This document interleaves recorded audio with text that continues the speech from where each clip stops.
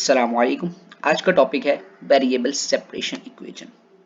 इसकी problem solve करते हैं। पहला हमारे पास है dy upon D X equals to Y upon X. Variable separation के अंदर हम करते ये हैं कि x का जो फंक्शन है वो इक्वल्स टू की एक तरफ होगा और y का दूसरी तरफ होगा। सही, तो इसे सेपरेट कर लेते हैं। किस तरीके से सेपरेट करेंगे?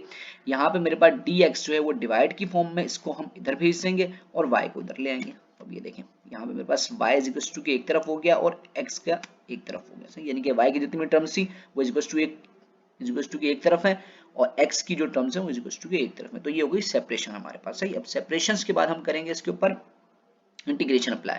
तो टेकिंग इंटीग्रेशन बोथ साइड, अच्छा ये बहुत साइड लिख दिया, बोथ साइड है,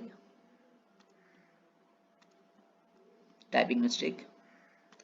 अच्छा ठीक, तो अब यहाँ पे इंटीग्रेशन अप्लाई होगी, यहाँ पे इंटीग्रेशन अप्लाई होगी। अब ये मेरे पास dy अपॉन y था, इसको कुछ इस तरह भी लिख सकते हैं और इसको कुछ इस तरीके से भी लिख सकते हैं। इस वजह से लिखा है, जिनको इंटीग्रेशन आती है उनको पता होगा कि 1 अपॉन y जो होता है वो बराबर होता है ln y के और 1 अपॉन x बराबर होता है ln x के। तो बिल्कुल सिंपल सा ये हो गया ln y और 1 अपॉन x बराबर होता है ln x के और प्लस c का मतलब होता है इंटीग्रेशन कॉन्स्टेंट। सही, तो यहाँ पे मैं लिख भी देता हूँ कि 1 अपॉन x dx जो होता है वो बराबर होता है ln x के।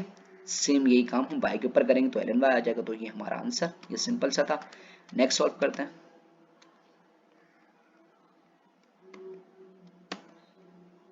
नेक्स्ट हमारे पास है dy upon D X equals to e की पावर 3x और e की पावर 2 है। सही, अब ये y है तो यहाँ और यहाँ पे dx है, तो हमने क्या करना है, इस y को y के पास भेजना है और इस dx को हमने x के पास भेजना है। तो देखें किस तरीके से करेंगे।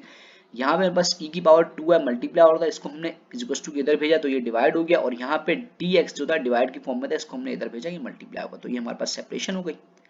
सेपरेशन के बाद हम दूसरा काम ये करते हैं, इसके ऊपर इंटीग्रेशन अप्लाई कराते हैं। तो यहाँ पर ये करेंगे टेकिंग इंटीग्रेशन बोथ साइड।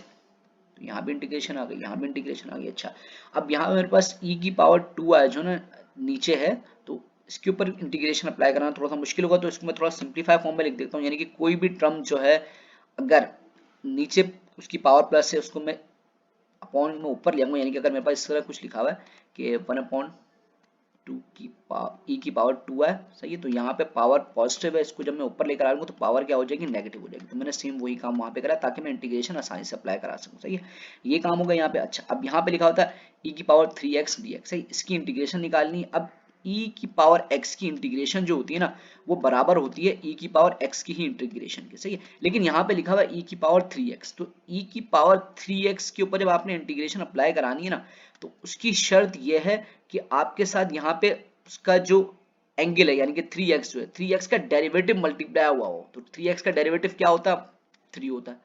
तो यानी कि यहाँ पे इंटीग्रेशन e की पावर 3x और 3dx लिखा हुआ होना चाहिए। तो इसलिए मेरे पास यहाँ पे 3 था नहीं, तो मैं क्या करूंगा, मल्टीप्लाई और डिवाइड बाय 3 करा दूंगा ताकि ये वाले जो 3 है वो यहाँ पर आ जाए और फिर मैं इसके ऊपर इंटीग्रेशन अप्लाई करा सकूं। सही है, अच्छा यही काम हम यहाँ पे करेंगे। यहाँ पे लिखा हुआ है e की पावर -2 है। सही है, तो अब हमें क्या चाहिए, -2 है, 2 चाहिए -2 ना। तो अब ये देखें यहाँ पे हम क्या करेंगे, -2 मल्टीप्लाई डिवाइड करेंगे। यहाँ पे हमने 3 मल्टीप्लाई डिवाइड करा तो 3 जो था ये यहाँ पर आ जाएगा, यहाँ में लिखा नहीं है तो 3 ये वाला 3 यहाँ पर आ गया। सही है, ये जो 3 यहाँ पे आ गया और यहाँ पे 1/3 बच गया। अब इस पूरे की टर्म की इंटीग्रेशन किसके बराबर हो जाएगी, e की पावर 3x के।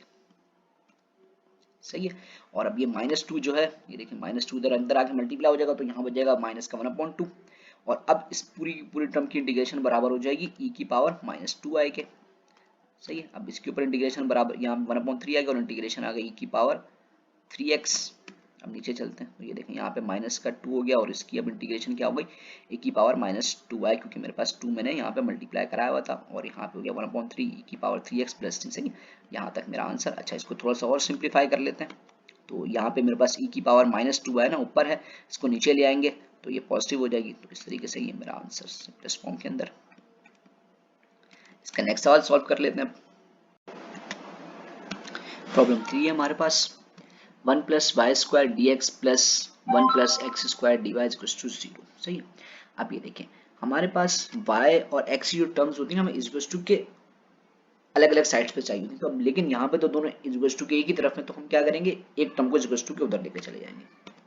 तो ये देखें यहाँ पे 1 + y² dx यही रहा और ये प्लस में था, उधर जाके माइनस हो गया 1 + x² dy। सही, अब ये देखें ये मेरे पास x का फंक्शन है और ये मेरे पास y का फंक्शन है। सही है, तो इस y को मैं इधर लेकर आ जाऊंगा और इस x को इधर लेकर आ जाऊंगा, ताकि सेपरेशन हो जाए, x वाले x की तरफ हो जाए और y वाले y की तरफ हो जाए। तो ये देखें यही काम हुआ। यहाँ मेरे पास 1 प्लस एक्स स्क्वायर मल्टीप्लाई हो रहा था, इसको उधर भेज के डिवाइड करवा दी तो dx upon 1 plus X square हो गया, और यहाँ पे 1 प्लस वाई स्क्वायर जो है मल्टीप्लाई हो रहा था, इसको इधर भेज के डिवाइड करवा दिया। सही। अब ये देखें x और y दोनों सेपरेट होगा। सही। अब क्या करेंगे, इसके ऊपर इंटीग्रेशन अप्लाई करा देंगे, इंटीग्रेशन अप्लाई करा देंगे बोथ साइड के ऊपर। तो इसको मैं कुछ इस तरीके से लिख दूंगा कि 1 अपॉन 1 प्लस एक्स स्क्वायर और ये dx is equal to minus integration 1 upon 1 plus Y square और dy। सही। अब हमें पता है कि भाई 1 अपॉन एक्स के ऊपर अगर इंटीग्रेशन लगी हुई हो तो वो बराबर होती है ln x के। सही है। लेकिन यहाँ पे मेरे पास इस नीचे x की जगह पे क्या मौजूद है, 1 प्लस एक्स स्क्वायर, तो उसकी इंटीग्रेशन क्या हो जाएगी वो देख लेते हैं, 1 प्लस एक्स स्क्वायर। सही। थोड़ा रफ फॉर्म में लिख रहा हूं मैं, तो वो हो जाएगी ln और यहाँ पे उसका एंगल हो जाएगा 1 प्लस एक्स स्क्वायर। सही है। लेकिन शर्त ये होगी कि उसका जो एंगल का डेरिवेटिव है ना वो यहाँ पे मल्टीप्लाई हुआ हो, यानी कि जो एंगल है 1 प्लस एक्स स्क्वायर ना, इसका मैं अगर डेरिवेटिव लेता हूँ तो वो क्या होता है 0 प्लस और एक्स का एक्स स्क्वायर का डेरिवेटिव हो जाता है 2x। सही है। तो मल्टीप्लीकेशन में यहाँ पे 2x होना चाहिए, और सेम इसी केस के अंदर यहाँ पे मल्टीप्लीकेशन के अंदर 2y होना चाहिए। सही है। तो उसके लिए क्या करेंगे, यहाँ पे मल्टीप्लाई डिवाइड बाय 2x कर देंगे और यहाँ पे 2y और 2y कर देंगे। फिर क्या होगा, हमारे पास ये जो 2x है ये इधर आ जाएगा और यहाँ पे जो 2y है वो इधर आ जाएगा। सही है। अब ये पूरी की पूरी टर्म जो है हम इनके ऊपर इसके ऊपर इंटीग्रेशन अप्लाई करा सकते हैं और ये मेरे पास अब बराबर आ जाएगा ln 1 प्लस एक्स स्क्वायर के। सही है। इसकी शर्त यही होती है कि भाई इसके साथ जो इसका एंगल का डेरिवेटिव है यानी कि 2x वो मल्टीप्लाई हुआ होगा तो ये इसके बराबर होगी, जब भी हमने ये मल्टीप्लिकेशन कराई। तो हमारे पास आंसर क्या आ जाएगा, ये 1 अपॉन 2x वैसा का वैसा, और इसकी जगह पे आ जाएगा ln 1 plus X square is equal to minus ये 1 अपॉन 2y और ln 1 plus Y square plus C जो है इंटीग्रेशन कांस्टेंट है। तो ये हमारा आंसर हो गया। नेक्स्ट वीडियो के अंदर इसकी और प्रॉब्लम सॉल्व करेंगे, फिर इसकी एक्सरसाइज की तरफ जाएंगे। जज़ाकल्लाहु खैरुन।